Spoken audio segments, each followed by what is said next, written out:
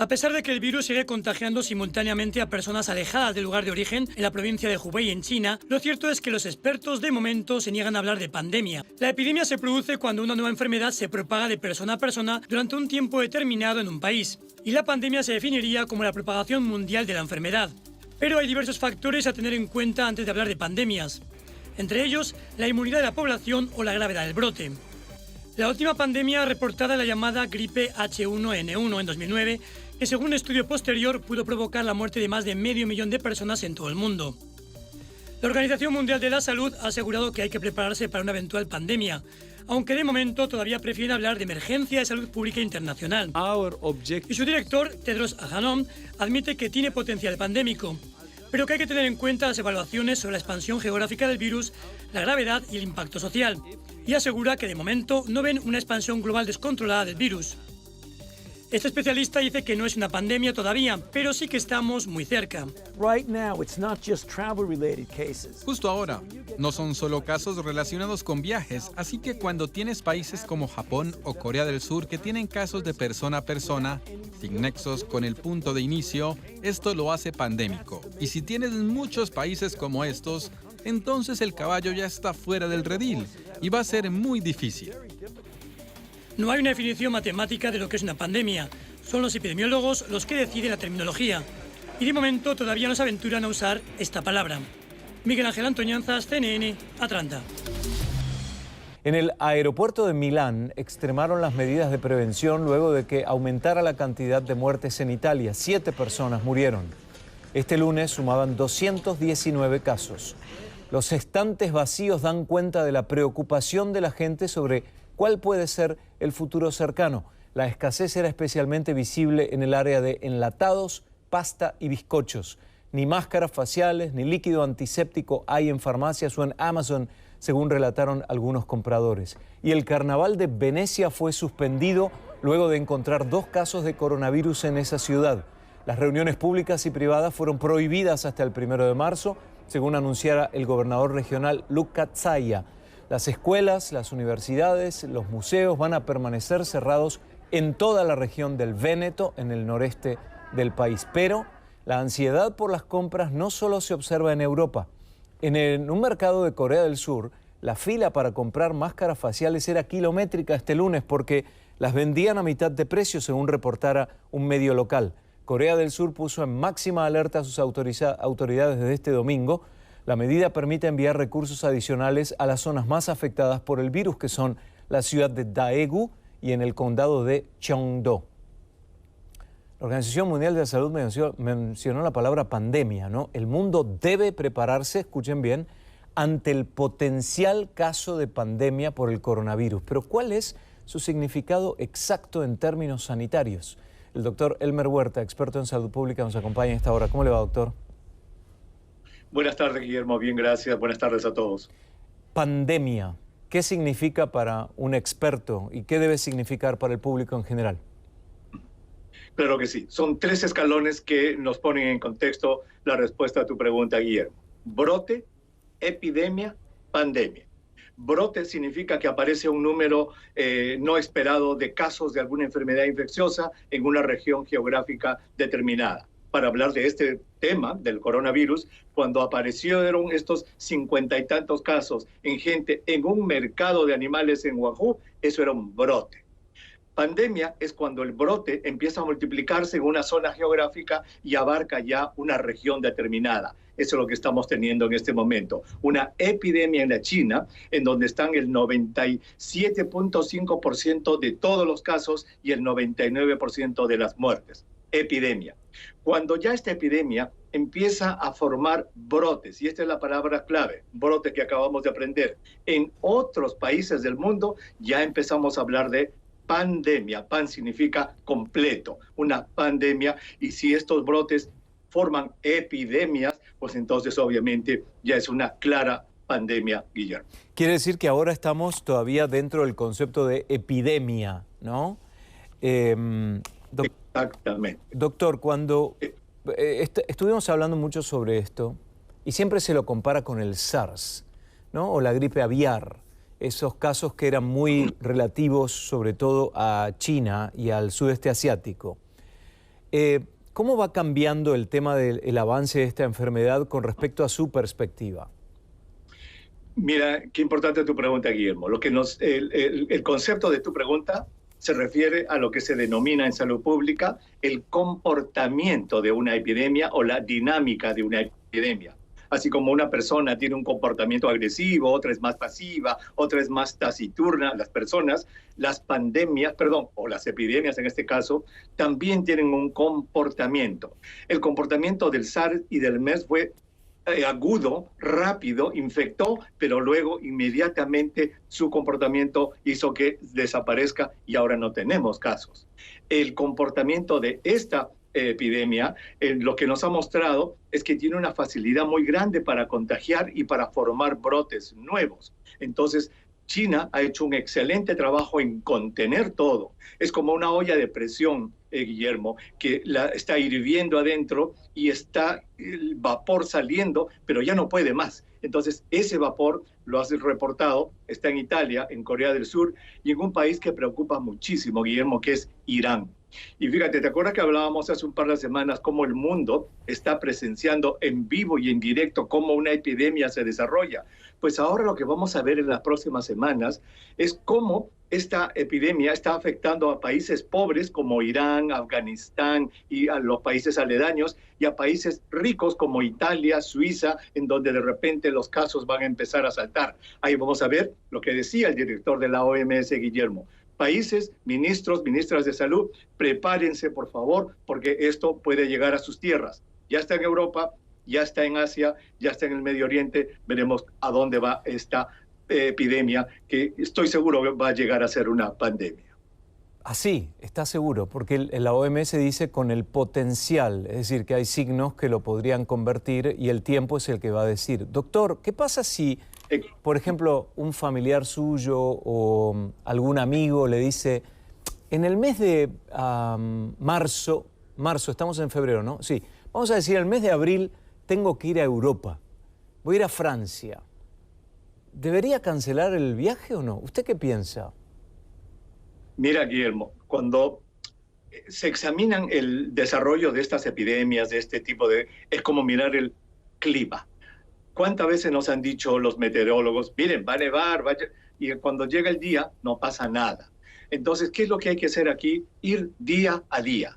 Y lo hemos estado diciendo desde el comienzo. Día a día se van produciendo los hechos y día a día vamos viendo el comportamiento. Y la razón por la que me he atrevido a decirte que esto se va a convertir en una pandemia es porque ya son cientos de casos los que están en Corea, ya son cientos de casos los que están en Italia, van a ser cientos de casos los que van a estar en Irán. La prensa asociada reporta hoy día que han habido 50 fallecimientos en Irán. Entonces, ya está saliéndose de las manos y entonces ya técnicamente es una pandemia y por lo tanto lo que tenemos que hacer todos, Guillermo, y esto es muy importante, es entender la enfermedad.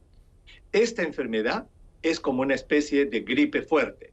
85%, y esto es importante, 80% de la persona, Guillermo, se recuperan sin ningún problema. Es más, es como un resfrío para ellos. 80%, la gran mayoría. 15% van a presentar a la semana de enfermedad una neumonía y pueden necesitar hospitalización. 15, 80 más 15 son 95. El 5% restante, Guillermo, ese sí se va a presentar con una enfermedad muy grave de los pulmones y falla multisistémica. Esas personas, ¿quiénes son? Mayores de 65 años, con enfermedades crónicas, con cáncer, con HIV, con bronquitis crónica, con presión arterial, con diabetes, que tienen sus sistemas debilitados. Entonces, esto va a ser una prueba para los sistemas de salud para que puedan proteger a esas poblaciones vulnerables. Los demás, el 80%, se recupera como si fuera un simple resfrío. Qué importante este último comentario, doctor, porque lo pone no solo en números, sino en perspectiva precisa en cuanto a los grupos. Ante la duda, si hay un episodio de gripe, hacerse ver por el médico, me imagino que será la recomendación. Y hay un mayor. asunto más, Guillermo, disculpa que te interrumpa, sí. Hay un asunto también muy importante. Dicen, por ejemplo, ¿por qué no hay casos en América Latina? 0. ¿Por qué no hay casos en África? 0. Algunos expertos dicen, ¿será porque no se están haciendo las pruebas? O el verano. Y de repente los casos se están confundiendo como de gripe. Entonces, ¿qué es lo que tenemos que hacer? De repente ya está en nuestras ciudades dando vueltas. Lo que hay que hacer para todo caso de gripe en la prevención. Número 1, aprende a toser y a estornudar con un papel descartable, una servilleta, y cúbrete la boca y la nariz para que los pedazos de moco no salgan alrededor. 1. 2. Si estás enfermo, quédate en tu casa, no salgas a contagiar al resto. Y tercero, debido a que el virus se puede quedar en las perillas de las puertas, los pasamanos de los ómnibus, etcétera, lavarse las manos constantemente. Guillermo, esas son las 3 medidas de precaución que todos deberíamos estar haciendo.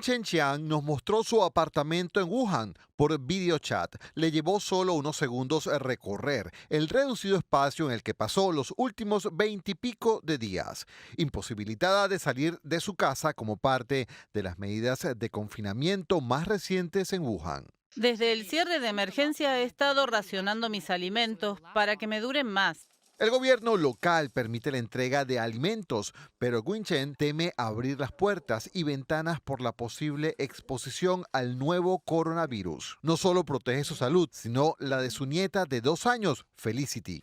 Estoy cuidando a esta bebé y en los pisos de arriba y de abajo se confirmaron casos de coronavirus.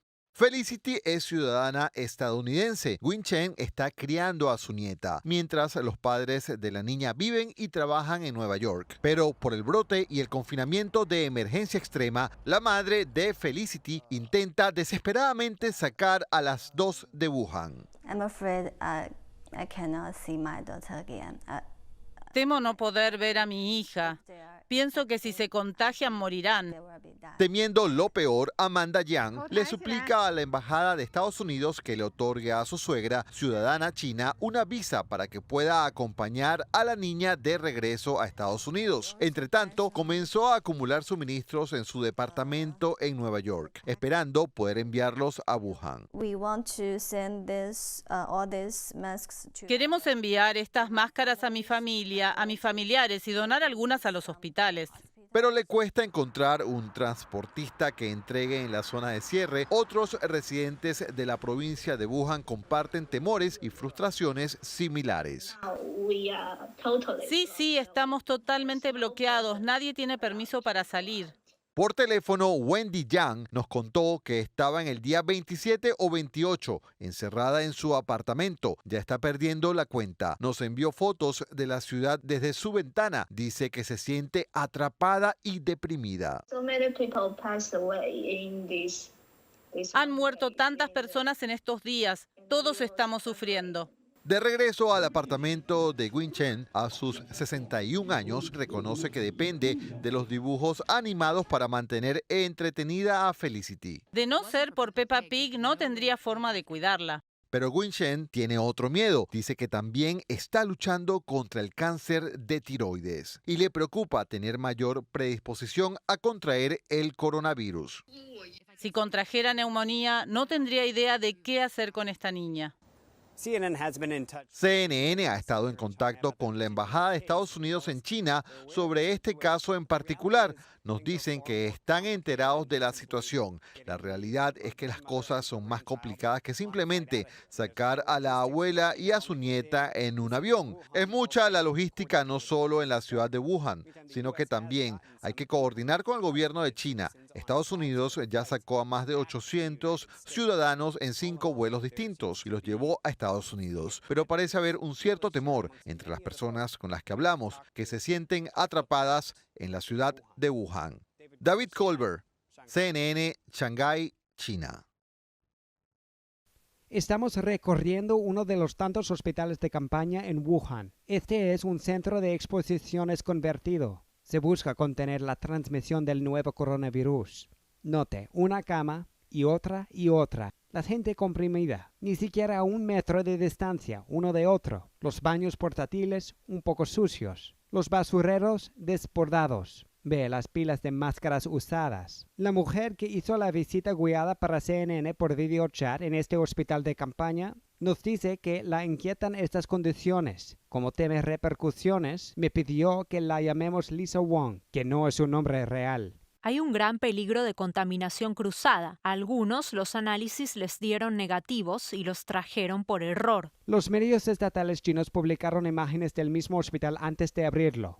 Mucho más limpio en el interior. Wang dice que ella y otros están recuperados y saludables, pero igual los hicieron quedarse en el establecimiento. Estoy muy molesta porque siento que no debería estar aquí. Estoy muy ansiosa. Quiero regresar pronto. Wang contrajo el virus a fines de enero, pero se recuperó totalmente en pocas semanas. Tanto su tomografía computada como su hispado de fauces muestran que 2 veces las pruebas dieron negativo, pero los funcionarios trasladaron a Wang y a muchos otros al hospital de campaña para seguir con los tratamientos a pesar de los resultados negativos. Y me dijeron que si me negaba, me forzarían a ir. Bo Hanlon vivió una redada similar en Wuhan. Su esposa era un caso confirmado, pero lo que él fue listado como contacto cercano. Pero sus primeros 2 análisis dieron negativo. La comisión barrial intentó hospitalizarlo a pesar de esto. Estaba muy molesto por esto, porque a tantas personas no las ingresaron en su momento. ¿Por qué habrían de poner en cuarentena a las personas saludables? CNN se comunicó con la Comisión Barrial de Salud para entender mejor cómo están usando los hospitales de campaña y para preguntar por qué internaron a las personas cuyas historias clínicas muestran que están recuperadas. No hemos tenido respuesta. Personas en distintas circunstancias fueron detenidas en varios lugares de la provincia de Hubei, el epicentro de este brote. En Tianmen, el gobierno local dice que retuvo a las personas que desobedecieron las órdenes de la policía de no salir a la calle y fueron confinadas a un gimnasio, todo como parte de la estricta clausura de emergencia. Después de que Wang se quejara ante los funcionarios el miércoles, reconoce que respondieron con celeridad. A la mañana siguiente, ella y otras 6 personas recuperadas fueron transferidas de regreso al hotel de cuarentena. Todavía está molesta por cómo los funcionarios manejaron el tema inicialmente. No pudieron enviarme al hospital cuando estaba enferma. Cuando me recuperé, me forzaron a quedarme en uno. La Organización Mundial de la Salud ha apoyado repetidamente al gobierno de China en su esfuerzo de contención. Nosotros nos comunicamos con la OMS con respecto a esta nueva información que nos contaron nuestras fuentes en Wuhan. Esto es en parte lo que dijeron en la respuesta. China enfrenta una crisis sin precedentes y responde de un modo sin precedentes. Debemos reconocer que el número relativamente bajo de casos del virus detectados fuera de China es el resultado de los intensos esfuerzos realizados por el gobierno de China para contener la emergencia y proteger a los demás países. David Colbert, CNN, Shanghai, China. Laura Pérez es psicóloga y vive en Chipoleti, una localidad de la provincia de Río Negro, en la Patagonia Argentina. Junto a otros 17 argentinos, viajó en un tour a China en enero. Estuvo en una zona muy cercana de Wuhan, centro de la epidemia del coronavirus. No sabía nada. Algunos dicen que habían escuchado un comentario de que había un virus, pero no se sabía ni el nombre, ni dónde, ni ningún tipo de gravedad. Casi 2 días y medio, 3, empezamos a saber más del coronavirus y ahí nos fuimos enterando, y en la medida que iba transcurriendo el viaje nos íbamos anoticiando de más cosas, de más previsiones, de más medidas, por lo que nos fuimos dando cuenta que era mucho más grave de lo que sabíamos. Los turistas decidieron adelantar su regreso y al llegar a Argentina se sorprendieron de que en el aeropuerto de Ezeiza no se les realizara ningún estudio para descartar la aportación del virus. Y ahí en Jiangxi hacemos una reunión y de los 18 que somos decidimos irnos de China, porque es un poco la recomendación que nos dan, la idea es irse. Tomamos el vuelo en Shanghái, en todos los aeropuertos, cuando entras y cuando salís y todo, te toman la fiebre, te hacen este control. y después llegamos a Ezeiza. Al llegar a Argentina, el grupo de viajantes esperaba algún tipo de protocolo, pero nada pasó. Llegamos todos con barbijo, todos los compañeros que volvimos juntos, y los que volvieron 3 días después o 4 días después le pasó exactamente igual. Con barbijos bajamos, nadie nos preguntó de dónde veníamos ni cómo veníamos. Sí, las valijas dicen Shanghái y Ezeiza. En el Ministerio de Salud de Argentina le dijeron a CNN que el protocolo se activa únicamente cuando un pasajero que proviene de China informa tener los síntomas del coronavirus. En esa situación se lo aísla y se lo toma como caso sospechoso. No hay vuelos directos entre Argentina y China, según datos de Aeropuerto Argentina 2000. Su departamento de prensa aclara que hasta ahora no hay restricción alguna con los vuelos que llegan al país desde China, pasando por escalas. No viene directo porque tiene que hacer una escala, pero se sabe, nosotros compramos un pasaje Shanghái-Ezeiza y se sabe que ese vuelo viene desde ahí. Hubo gente que entró en Dubái, pero bueno, pero el vuelo se sabe, nosotros nos quedamos como sorprendidos, tampoco sabíamos a quién le ibas a decir, en Ezeiza, ¿a quién le decís algo? ¿Entendés? O sea, no entendíamos mucho. Lo que hicimos fue salir como inmediatamente de ese lugar, sacar las valijas muy rápido, irnos afuera y bueno, y trasladarnos a los lugares en los que estuvimos con el barbijo y con los cuidados que teníamos, que nos parecían a nosotros coherentes. Para CNN, Judith Calmels, Neuquén, Argentina.